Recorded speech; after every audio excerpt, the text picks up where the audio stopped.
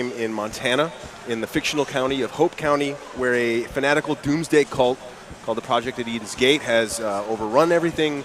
They've kidnapped people. They've stolen all the land. The father, Joseph Seed, the leader of the cult, believes that the end of the world is coming, and so he's preparing his family for that inevitable collapse. Now, it looks pretty peaceful right now. It is. Well, we're in Falls End, which is one of the communities, one of the towns in the game. It's just been liberated by Alex, who's playing the game.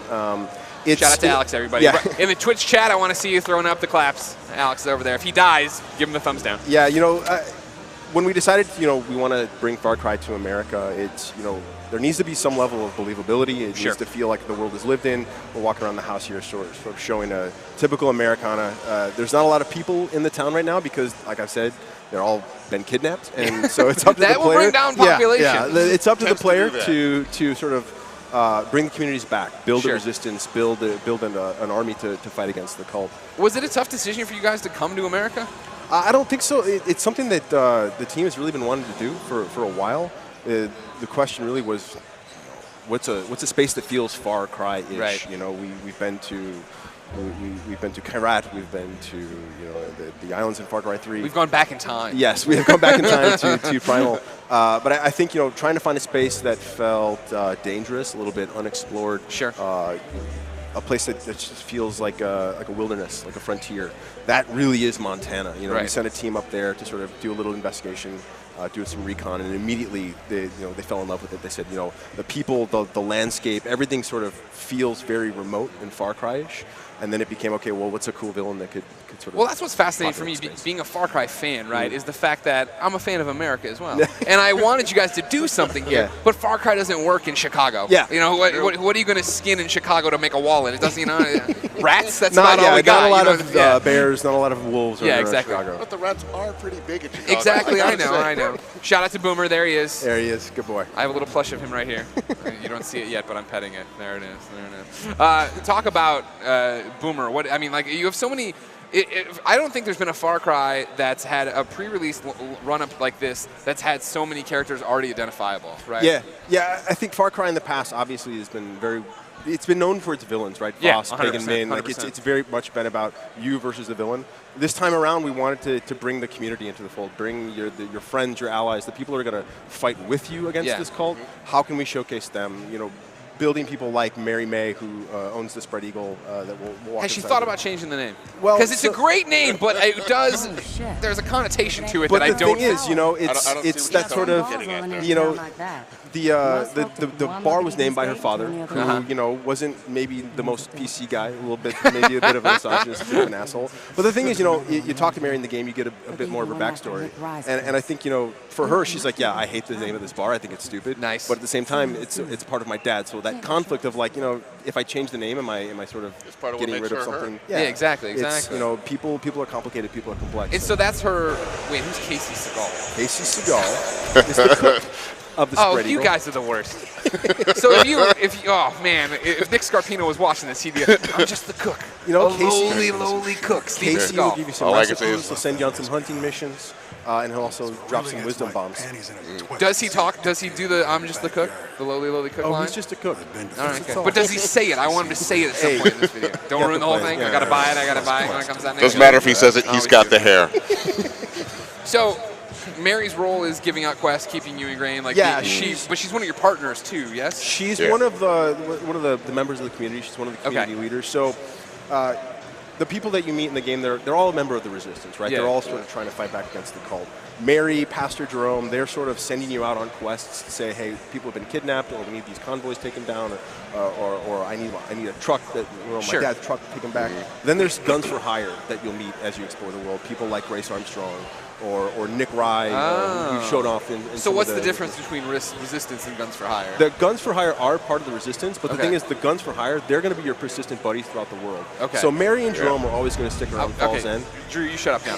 Look who it is. It's Jerome Jeffries, everybody. Yeah, round of applause. baby. Martin Roach making his debut here. Yeah, baby. Testament, wrath, fury, vengeance, we saw it all. That's you. But You I did hope that. there's compassion in you too. That's a beautiful voice. I can't tell if Pastor Jerome would have made me go to church more or made me go to church less. If his If he church greeted me looked with like the this, shotgun at the door. No, see, he's not about making you go to church. He's just making you think about it. Okay, that's all he wants to do. Spiritual things, shall we say. Where do we find Pastor right now? Where do you find right now? This is his church. Yeah. This is his place. But unfortunately, as you can see, it's been devastated. Yeah. This place has been looted, desecrated.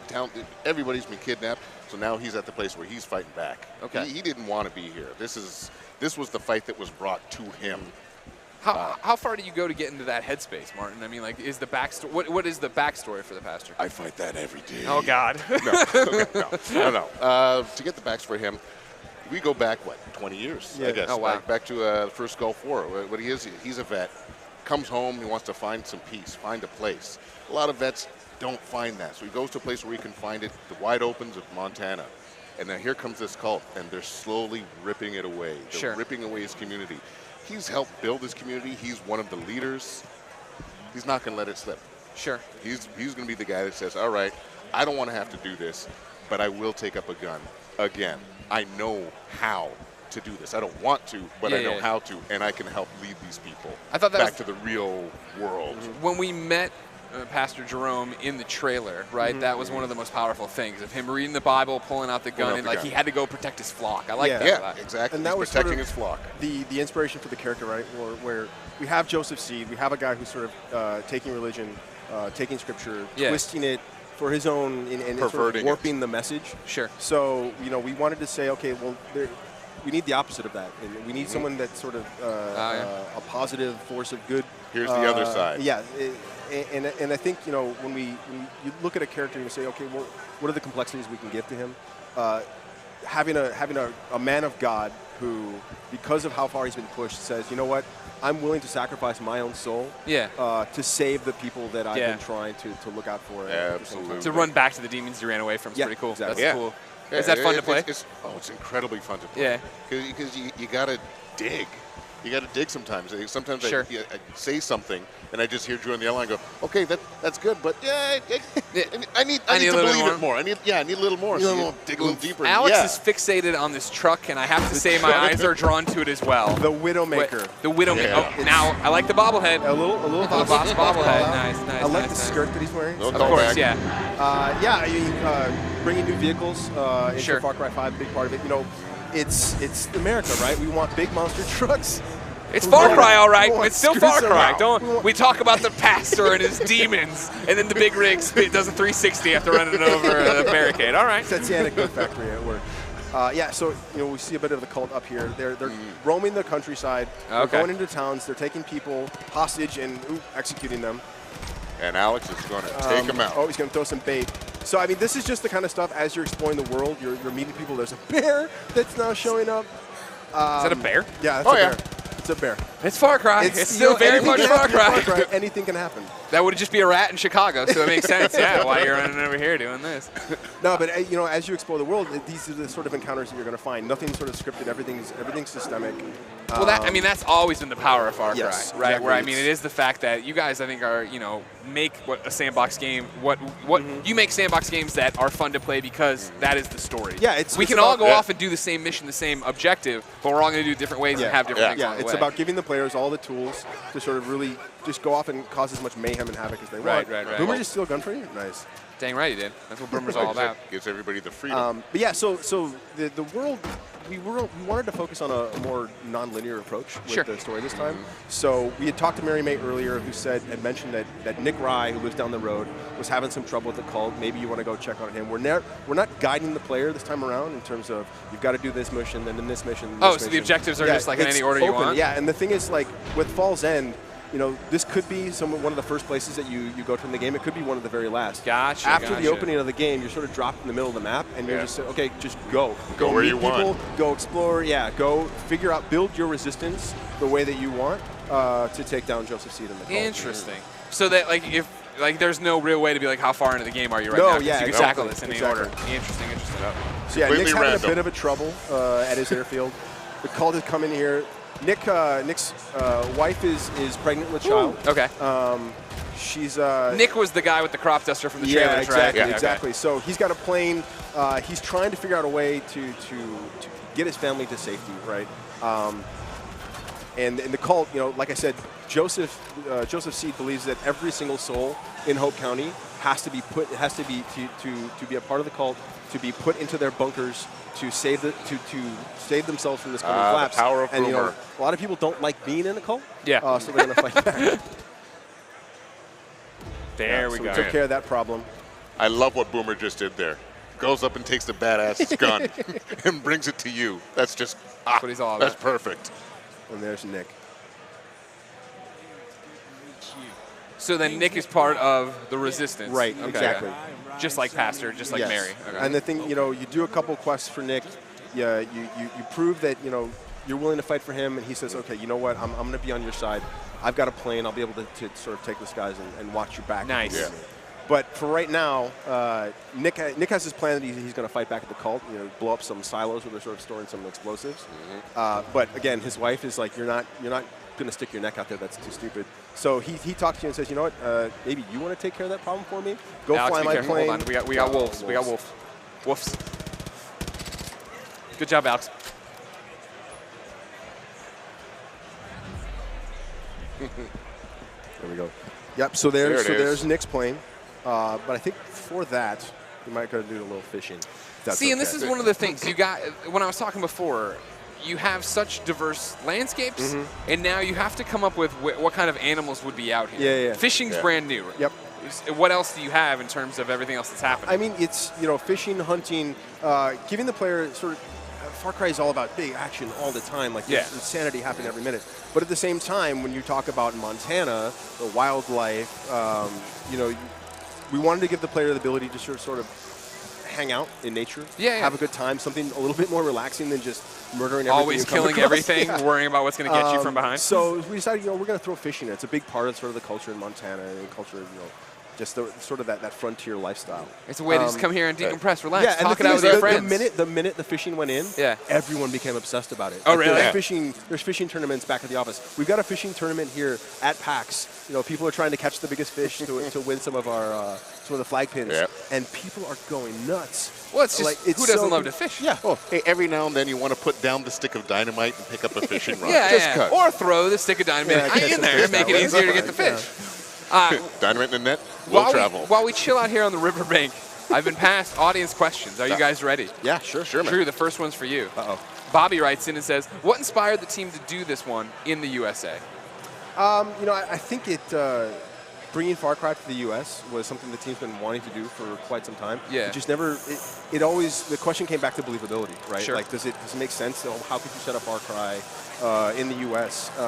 So I think it was probably around 3 or 4 years ago that it started in earnest. Okay, we're going to set a Far Cry in the United States, and it just built from there, right? And I think that the current times that we live in. And the current state of things, all of a sudden, Far Cry in the U.S. seems way more believable than it did of course, probably right. 5, 6 years ago. There's definitely two sides of it everywhere now. You know what I mean? Was Montana the first and only choice, or what? Did you guys toy around with the idea of a city? There were a couple different ideas on where to take it, but like I said, the minute the team went to Montana, it was like, oh no, this is it. So there's some other ideas in the back pocket, but we'll save those for later. Those went away real quick. Yeah, it really did. All right, Martin. VIRAGOXV 535 writes in and says, is that your natural vocalization, or did you rehearse to master a priest tone? What do you think? That's my natural vocalization. It is pretty close to my natural vocalization. You seem so happy and lucky. You're so happy-go-lucky right now. Yeah, right now. But basically this way. He's a big authoritarian. Yeah. I'm a father, so I got to put on that kind of voice from time to time. Voice. Sure, dad voice comes out. Oh, absolutely. You got to lay it down. Yeah. And Pastor lays it down. How long have you been laying it down for with your kids? I've been laying it down for 18 years. Yeah, it's natural. Yep. That is a natural voice at this point. Yeah, you understand. I just do it. Yeah. And then for everybody, Lorem Gillespie III writes in and says, do you prep for voice recording with other actors? So is it an ensemble thing, or is it mainly you guys alone? Most in the booth, it's usually just us alone. Okay. I'm in the booth, and somebody's on the other side. Maybe Drew, maybe somebody else. Maybe he's in another city. So he has me say a line 18 million times and scream like you're on fire. Exactly. Just keep Scream like screaming. I'm on I'll fire. tell you when to stop. Exactly. Yeah, that's really easy process. Yeah. But we work together when we go to the actual studio. Then I'm going to work with 2 or 3 actors at the same time, and it's kind of like doing a play. Yeah. Okay. In the studios, it's actually So a really Drew, cool process. How do you guys capture and record everything? Are you doing it in booth, but when you go somewhere and they're together, are they doing the mocap so stuff? it's split between sort of like in gameplay stuff. So what we saw when we saw Jerome earlier, that's all VO booth. That's Martin in the booth, sort of just reading a list of lines. The cinematics then are all mocap, right? And we have our big mocap studio in Toronto. Where we suit everyone up in the mocap suits with the little balls and put a giant Vice headset on them and shine really bright easy lights. to act in, isn't it? And then Yeah. say act natural. Yeah, Very natural. You don't notice it. Hey, in your leotard right now, act like a big bad Exactly. pastor. Here's yes, this. and the leotard that tells no tales. You know what I'm saying? Okay. Here's this broom handle. It's a shotgun, and go act. Exactly. And go. Really? Really? In that studio, what did we use for the Bible? It was like a block of wood big and block plastic. of wood. And they're like, no, this is it. This with opens a up. fake gun on the inside. Yeah. Well, everything. We spend a lot of time, props or sort of set pieces in the game, making sure that there's stuff that the actors can interact with because they've got all this equipment on. Yeah. The more things you can give to them that sort of use their imagination to pretend it, the better the performance is. That kind of brings us down. But it's got because of it. all the cameras that you're in the space, everything sort of has to be like a wire version of it because the camera's got to sort of pick up all the data on where the body is at any time. Final question before I let you guys stop fishing. Yeah. Do you do the voice recording separate? It's just, Martin in a booth because of the fact he's communicating to me, the player, so I'm looking at him. Like, I feel like it makes sense when I think about it okay, yeah, of course, cinematics, it's ensemble, everybody, but when you're talking or giving me a mission, it's just me. Yeah. The player doesn't, the player has no voice this time around. Yeah. We wanted to be able to create a character that people really could sort of inhabit as their own avatar. So there is a lot of just sort of the actor just speaking to the character. And it's a writing challenge as well because, trying to figure out how you're moving a story along or how you're moving a scene along when there's really just one character driving it. Yeah. That's been probably the biggest challenge that I've had. Okay. Well, here we go. It's tough to wrap that around your head in the booth, too. You're like, okay, what am I trying to do? Because usually when you're talking with somebody, it's a back and forth. You get it. But you're just like, what am I? Yeah. Okay, no, I'm motivated. I'm telling him to do this. I'm asking him to do this. I'm begging. Do you like that challenge? Yeah. Yeah. I like any challenge. Anytime I'm uncomfortable, I'm pretty happy. You don't know what's. No, well, that's what we do. Yeah. If I'm comfortable all the time, I'm kind of bored. You're doing something. Yeah. That's true. That's smart. Then anybody could be doing it. Right. I want to be the only guy that should be doing it. How uncomfortable can I make you, Martin? All right, what's going on here, Drew? What's going on here? We're in a plane. This we is finally new. took Nick's plane. Yes. First time in Far Cry 5, or first time for Far Cry. the series, right? The series, yes, exactly. We're bringing sky combat, big planes, jets. We've got this sort of seaplane here that Nick has given to us. It's got machine guns on it. It's got rockets. You can drop bombs on these little silos. So earlier on, we met Nick, and he was like, "Hey, go blow up these silos." My wife won't let me go fight the resistance, I won't do it. or fight for the resistance. And so, again, it's sort of the structure of the game, right? Like Nick told us he had this quest for us, and we could have gone, off exploring. The quest is sort of waiting for us, of course, to pick it up and go do it. It's also a great view of like how different what you guys have going in Montana right now. In this region, it's a lot of farmland. It's a lot of typical stuff that you might see in sort of the countryside. But the topography is way different. Like if you go to the north, it's much more mountainous, much more forest. It feels more, gameplay-wise, feels maybe kind of more along the lines of like Primal, which it's a lot of hunting, it's a lot of stealth. There's the other regions that, Real quick, I'm sorry, what is this on the left? What is the level That 2? is the resistance meter. So, again, because it's a non-linear game, we were trying to come up with a way with how do I feel like I'm giving progression to the game. Okay. Right? So we said, okay, from the outset, you're trying to build up your resistance in each region that you find. So as you're meeting people like Mary and Pastor Jerome, you're doing quests for them, or you're taking out outposts, what you're doing is you're building your resistance. Gotcha. So more people are going to show up to fight on your side. Okay. You're going to have more access to new guns for hire to fight alongside you. And at the same time, the cult's going to start to react to, like, that's how we're sort of inserting our bad guys this time around. Rather than saying, go play this story mission, I'm going out, I'm clearing an outpost, and if that raises my resistance meter to a point where the cult notices me, now all of a sudden the bad guys go, no, we're not having this. Interesting. Okay. They're going to show up and insert themselves into your story. Now, when I get the plane here, do I have access to it the rest of the game? Can I just run around and use it whenever I want to? Yeah, you could. You could take this plane, fly all the way up to the north, hang out with. So does this completely change taking down outposts? Because I feel Yeah, like now I can just come. If I want to stealth, if I want to do whatever. Yes, exactly. So you can take a plane around, you can bomb some guys. But the thing is, because there's a lot more interior space. This song, yeah, you feel it too, PAX. So. But I have the gameplay change of being able to shoot everything and blow it up, which seems awesome. But does the fact that water is a bigger part of it, that trees are a bigger part of it, is there more to it in that respect in terms of how to use the topography? Yeah, when you get up to the north, where it's much more mountainous, much more forest, you're going to have a bit more harder time navigating with the plane, right? And trying to, all those guys are sort of, hiding out on the bottom of the ground. You're going to have to get on the ground, go a little more hand to hand. On-foot combat. But here, we wanted to showcase the plane combat. We've got AI that are also flying around. This guy's one of the chosen.